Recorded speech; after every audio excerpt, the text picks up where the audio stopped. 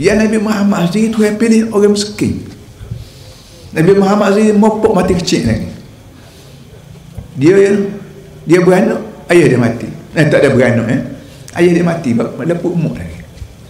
Tak ada tengok ayah. Mak pula mati, bawah boleh kaki. Balik pergi ke Medina, balik pergi rumah waris di Medina, di Abuak. Mati tengah jalan di Abuak. Lepas tu duduk dengan Tuk.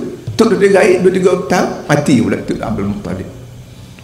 Lepas mati Muttalib pesan, Abu Talib, bila aku mati, jaga modek cucu aku.